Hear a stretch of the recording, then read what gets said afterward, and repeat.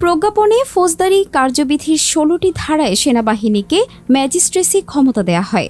ধারাগুলো হল ফৌজদারি কার্যবিধি ১৮৯৮-এর ৬৪, ৬৫, ৮৩, ৮৪, ৯৫-২, ১০০, ১০৫, ১০৭, ১০৯, ১১০, ১২৬, ১২৭, ১২৮, ১৩০, ১৩৩ এবং ১৪২ ধারা। এসব ধারা অনুযায়ী সংগঠিত অপরাধের ক্ষেত্রে সেনাবাহিনীর কর্মকর্তারা তাদের ম্যাজিস্ট্রেসি ক্ষমতা প্রয়োগ করতে পারবেন। তবে ক্ষমতাপ্রাপ্ত নির্বাহী ম্যাজিস্ট্রেটরা সংশ্লিষ্ট জেলা ম্যাজিস্ট্রেট বা জেলা প্রশাসকের তত্ত্বাবধানে দায়িত্ব পালন করবেন।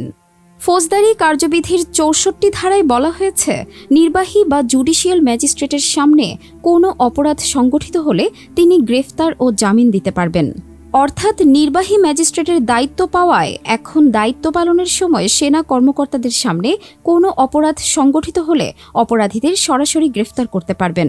কার্যবিধির ৬৫ ধারায় বলা হয়েছে, অধিক্ষেত্র এলাকায় কাউকে গ্রেফতার বা গ্রেফতার করার নির্দেশ দিতে পারবেন না, গ্রেফতারি পরোয়ানা জারি করতে পারবেন। অর্থাৎ সেনা কর্মকর্তাদের সামনে অপরাধ সংগঠিত না হলেও সন্দেহভাজন অপরাধীদের গ্রেফতার করতে পারবেন। ধারা ৮৩-তে বলা হয়েছে, অধিক্ষেত্রের বাইরে গ্রেফতারি পরোয়ানা কার্যকর করতে পারবেন। অর্থাৎ বাংলাদেশের যে কোনো স্থানে গ্রেফতারি পরোয়ানা কার্যকর করতে পারবেন সেনা কর্মকর্তারা। আর ৮৪ ধারা অনুযায়ী অধিক্ষেত্রের বাইরে পরোয়ানা কার্যকর করতে পুলিশকে নির্দেশও দিতে পারবেন।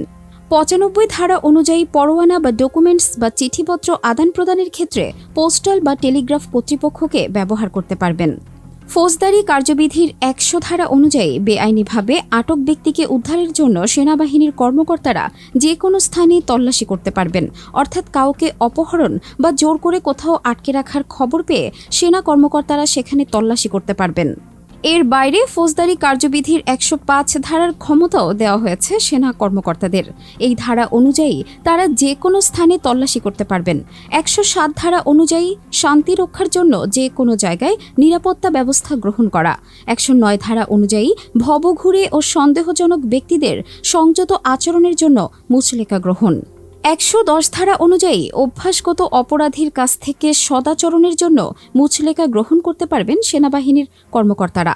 ১২৬ ধারা অনুযায়ী সদাচরণের নিশ্চয়তা প্রদান করা ব্যক্তির মুচলেকা বাতিল করে সমন বা গ্রেফতারি ওয়ারেন্ট জারি করতে পারবেন। এখন ফৌজদারি কার্যবিধির ১২৭ ধারায় সমাবেশ ছত্রভঙ্গ করার নির্দেশ দিতে পারবেন সেনাবাহিনীর কর্মকর্তারা।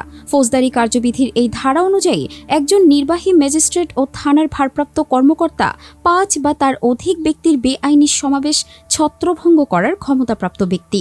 এই ধারা অনুযায়ী সেনা কর্মকর্তারাও যে কোনো ধরনের বেআইনি সমাবেশ ছত্রভঙ্গ করতে পারবেন। ১২৮ ধারা অনুযায়ী সমাবেশ ছত্রভঙ্গ করতে বেসামরিক বাহিনীকে ব্যবহার করতে পারবেন।